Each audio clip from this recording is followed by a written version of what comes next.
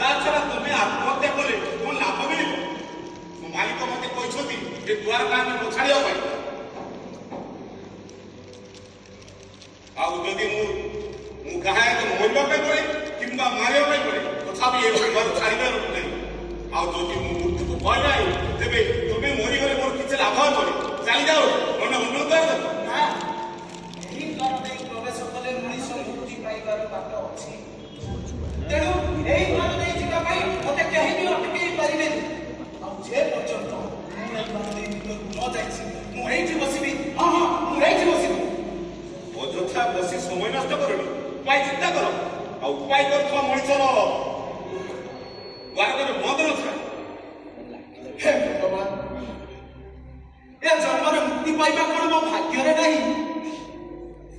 ଭାଗ୍ୟକୁ ଚିନ୍ତା କଲେ କିଛି ଲାଭ ନାହିଁ। ଚେଷ୍ଟା ଓ ଚିନ୍ତନ କଲେ ଉପାୟ ନିଶ୍ଚିତ ମିଳିବ। କ'ଣ ଆଉ ଚେଷ୍ଟା କରିବି? ଜୀବନର ନର୍କ ଭିତରୁ ବାହାରି ଭଲ ମଣିଷ ହେବାର ସ୍ୱପ୍ନ ଦେଖିବାଟା କ'ଣ ଭୁଲ?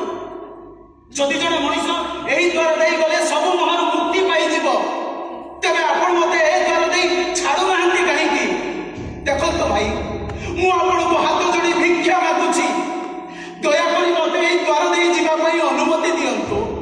ଆପଣଙ୍କର ମଙ୍ଗଳ ଅବଶ୍ୟ ମୋର ମଙ୍ଗଳ ହେବ, ହେଲେ ମୋ କର୍ମର ଅବହେଳା କରି ଧର୍ମ କରିବାର କିଛି ମାନେ ନାହିଁ। ହେଲେ ମୁଁ ହୃଦୟଙ୍ଗମ କରିପାରୁଛି ଜଣେ ଭିକାରୀକୁ ଖାଲି ହାତରେ ଫେରାଇ ଦେବା ବହୁତ ନଗଣ୍ୟ। ହେଲେ ମୁଁ ନାଚାର, ମୁଁ ମରିଯିବା ପର୍ଯ୍ୟନ୍ତ ଏ ଦ୍ୱାର ମୁଁ ଛାଡ଼ିପାରିବି ନାହିଁ। ହେଲେ ତମେ ଯଦି